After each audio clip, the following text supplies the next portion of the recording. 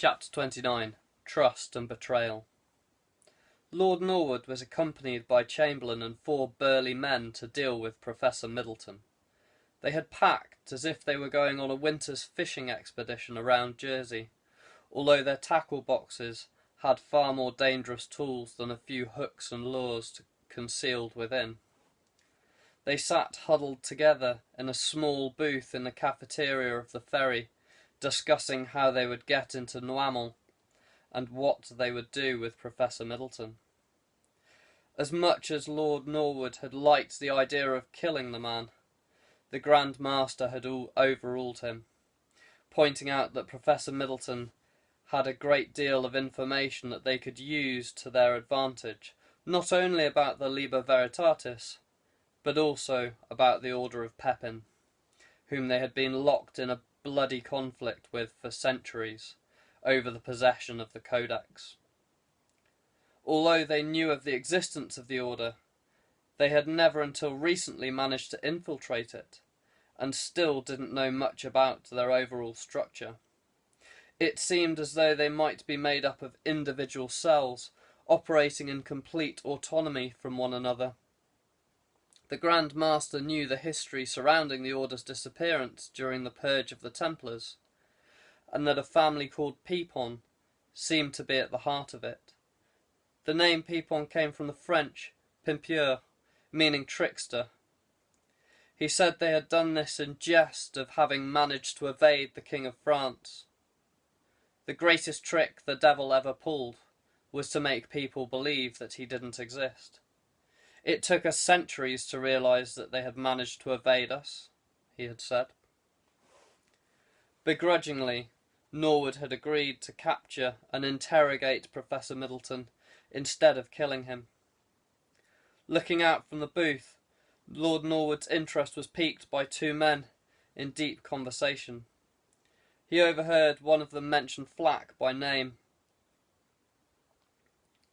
"Those men are with Flack. We should make a move back to our vehicle. Quietly now. We don't want to draw attention," he said in a low voice to the other men around the table.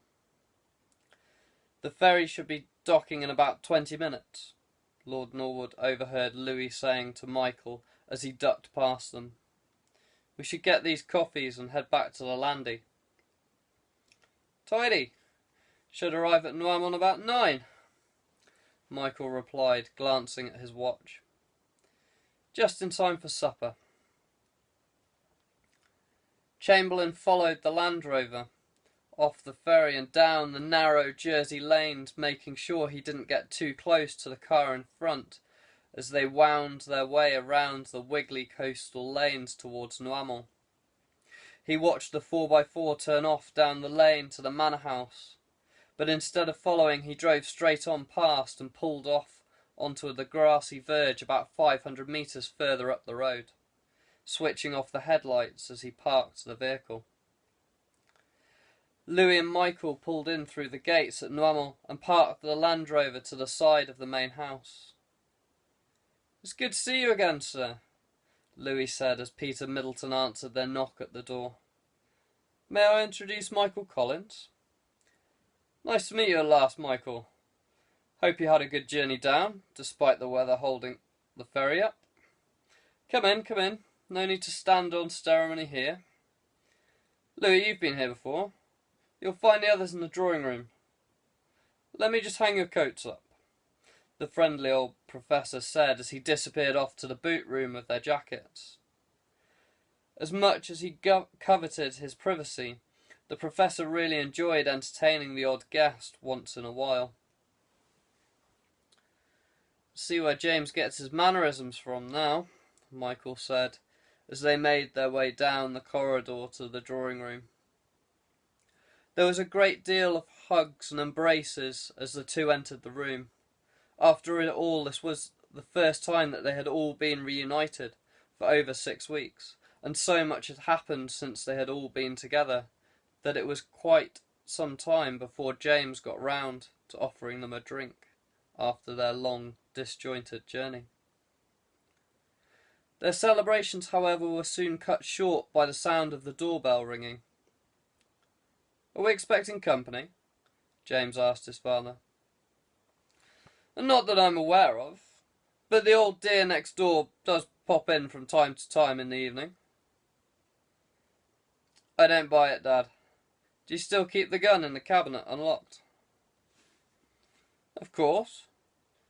If I had to keep unlocking it every time I saw a blasted squirrel trying to steal the nuts from the bird feeder, the bloody things would have long gone by the time I had a chance to have a pop at them.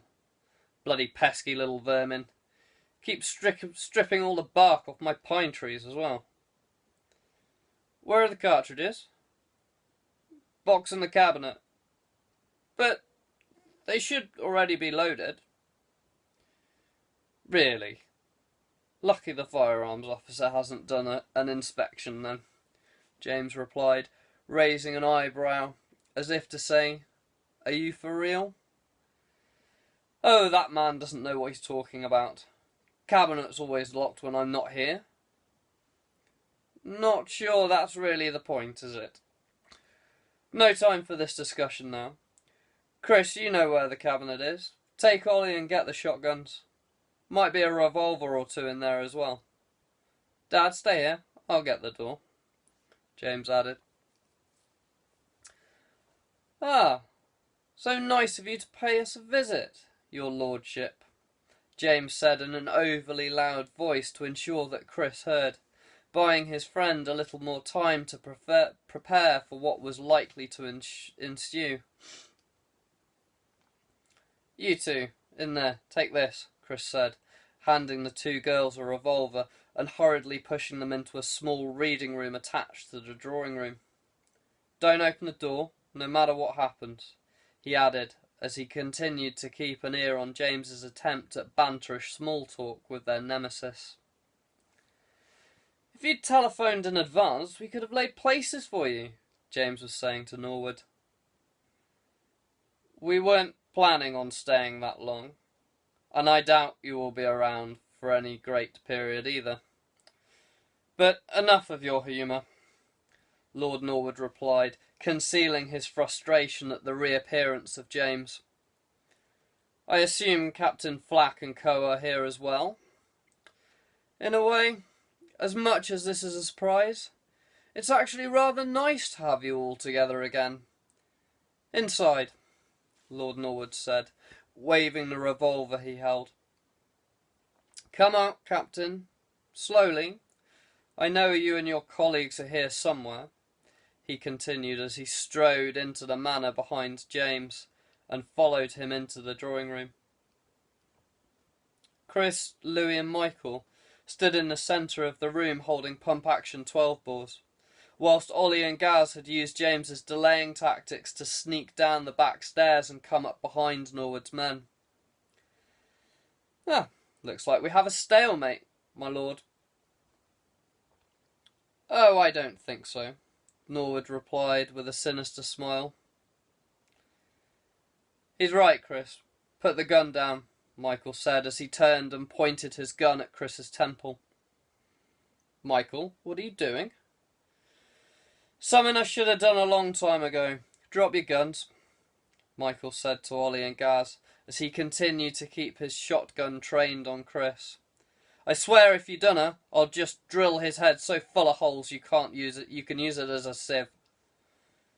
Do as he says, boys, Chris said. Now I understand where they've been getting their information from. Yeah, been entertaining time watching all of you futile scheming and plotting. I had always hoped you'd be here at your end. I wanted to have a badges at the looks on your faces when you realised who had royally screwed you. You're a dead man, James defiantly said, looking Michael straight in the eyes. Inna the way it looks to me, mon. It's you who's gonna die, James. You always thought you were so clever. Tenna what you were expecting, is it, mon? On your knees. No, not you, Professor Middleton.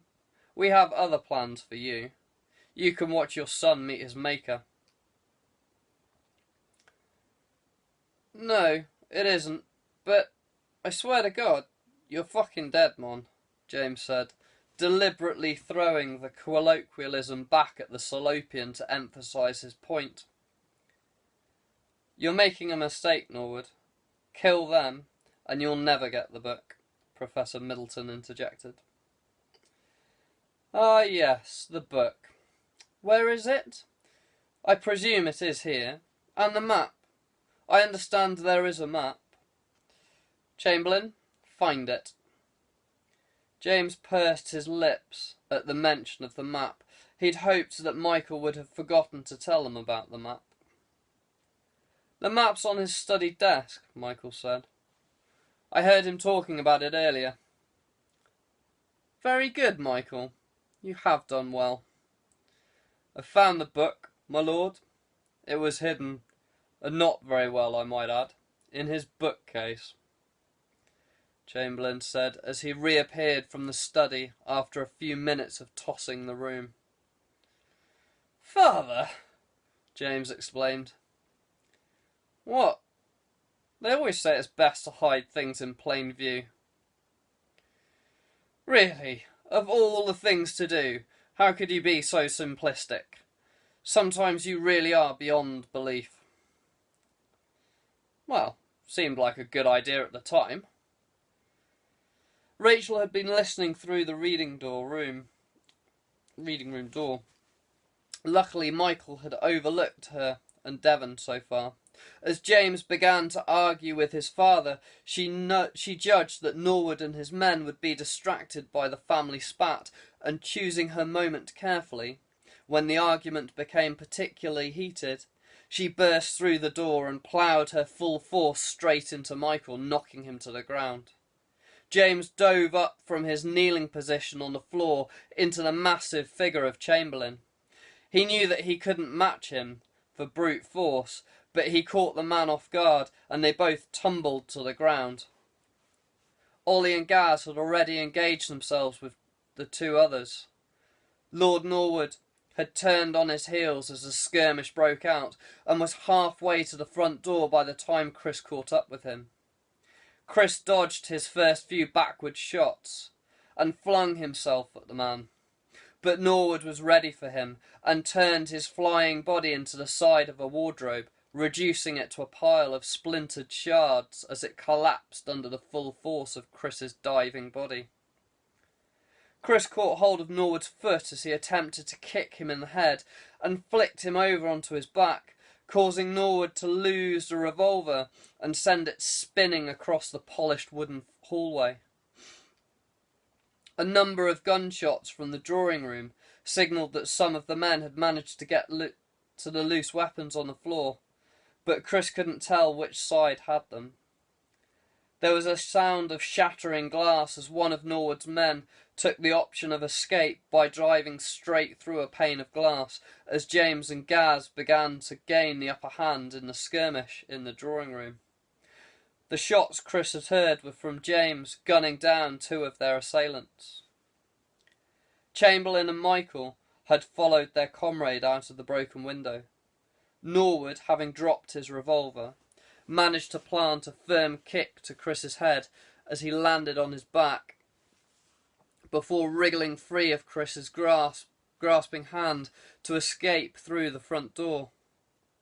There was no point in following after them, as they could have gone off in any number of directions. "Is everybody okay?" James asked as he surveyed the chaotic scene that had been the drawing room. "I think so," replied Rachel. "I thought I told you to stay in that room and not to come out no matter what," James said, staring at her. "I'm perfectly capable of looking after myself. And besides, you look like you needed some help," she replied stubbornly. "Where's your father?" "I think I saw him heading to the study as the fight broke out." "Dad? Dad? It's okay, they've gone. It's safe to come out now," James called out, before going to find his father. The scene that James took in as he entered the study was like something out of his worst nightmares. His father was slumped over his desk. There was a growing pool of deep red blood covering part of the desk and dripping onto the floor. "Dad! Dad!" James cried out as he tried to shake the man back into consciousness. "Rachel, call an ambulance. Dad's been shot. He must have been caught by a stray bullet," James exclaimed as he felt for a pulse. "He's still alive. Looks like it caught him in the shoulder. Get me some towels. Oh, put pressure here," James instructed as his mind raced through all of his battlefield medical training. Having managed to stem the bleeding with whatever he could find in the house, they had an agonisingly long wait until the ambulance arrived, accompanied by the police. James accompanied his father in the ambulance to the hospital. The others stayed behind at the manor, as the police had insisted that they needed to remain behind to give statements as to what had happened. They had all agreed prior to the police's arrival that the story should be that it was an attempted armed robbery gone wrong. Professor Middleton had some very valuable collection of silverware in the house, and obviously the thieves had not expected for him to have guests. James returned to Noimon 2 days later. He was a shadow of the man that Rachel had first met, suffering from sleep deprivation, having stayed awake by his father's bedside since the shooting. He hadn't wanted to leave, but it was clear to all that if he did not get some rest soon, he was in danger of making himself ill. At first he had resisted them, and it was only when Gaz volunteered to remain at the hospital that James caved to their concerned demands and returned to Noimon. Professor Middleton had undergone emergency surgery for the gunshot as soon as he had arrived at the hospital, and now lay in an induced coma in the ICU. There had been complications during the surgery. He had developed a blood clot on the brain and suffered a stroke. It was now a waiting game to see if he would recover or not. The rage that James felt was almost overwhelming, to the extent that he could not even maintain a conversation for more than a few minutes. Not that anybody really tried to engage him. The people around him knew that conversation was the last thing to attempt to take his mind off recent events. James had never felt so utterly helpless in all his life. Whatever had possessed Michael to commit such an act of betrayal, James could not fathom at the present moment, and he would need some time for the events of that night to fully sink in. He knew that the next time he saw Michael would be the last. There would be no hesitations, no second chances. He wouldn't even ask for an explanation. Michael would die a very painful death at his hands. Nevertheless, at this precise moment, what he felt like doing was to find the nearest tree, wall, or inanimate object that he could take his rage out on. In times past, an inanimate object would have been replaced by picking a fight with a complete random stranger in a bar. But considering all the training he'd received and the severity of the betrayal that now fueled his anger, this was not an option. James knew that in his current frame of mind, he would not be able to hold back, and once he started punching, he wouldn't be able to stop until he no longer had the strength to lift his arms, by which time the unfortunate stranger would have long departed this world. Making up his mind, James stood up from the brown leather armchair he had been slumped in and walked off into his father's study at Noimon. Chris had mentioned that Professor Middleton had obviously realised that he had been potentially mortally wounded, and had been in the process of writing something down on a scrap of paper on the desk. Knowing his father, it was more than likely to be a clue leading to the next part of the codex. The sight of the study made him shudder as he entered. The leather on the desk still bore the fresh stains of his father's blood. He turned on the reading lamp on the desk and looked at the blood-spattered note covered with his father's familiar scrawl. May you always be as the mountains and the hills, as the greater and the lesser heights, as the streams which flow in all directions, having the constancy of the moon, like the rising sun, with the longevity of the southern mountain, and the green luxuriance of the fir and the cypress. Amongst tiger paws, sunflower seeds, and weeping willows, you will find that which you seek.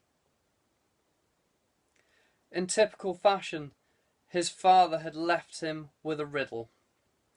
The situation he now found himself in appeared to be as bleak and unforgiving as that of the view from the study window out across the rolling breakers of the wind-swept bay. James watched as one of the largest crashed into a rocky outcrop from the cliffs below, erupting into a brilliant burst of white. He wondered what it had all been for. The glove now possessed both books and the map, and to add insult to injury, his father lay on his deathbed's door, had left him with nothing but yet another cryptic message. Where would it all end? James's rage flared again. Scrunching up the paper in his fist, he threw it against the opposite wall, with such force that it ricocheted back and landed spinning on the desk. Of all the irony, he thought. But his mind was now made up, and without saying a word to his friends, he left the house and walked off to one of the outbuildings. The building was seldom used, apart from to store his father's most prized possession, an AC Cobra 427, one of only 44 produced for the British market. He had fond memories of helping his father to restore it during his childhood, probably the only time when he and his father had actually got on and spent quality time together. Almost all of the inside of the building was covered in thick layers of cobwebs and dust that had built up over the passage of time. The only thing that showed signs of cleanliness was a large dark blue canvas tarp draped over the car. James threw back the tarp to reveal the sleek lines of the deep metallic blue car, before walking over to a padlocked small rusty grey cabinet mounted on the wall at the far side of the building. He had long since lost the key for the lock. Not that this was going to deter him. He picked up an iron bar lying close to the cabinet and wrenched the lock from the front. Plucking the car keys from it, he turned and jumped into the driver's seat. The loud roar of the V8 engine shattered the stillness of the night as the car burst into life, and before anybody in the house could react to the snarling engine baying for vengeance, James tore off down the lanes towards the ferry port.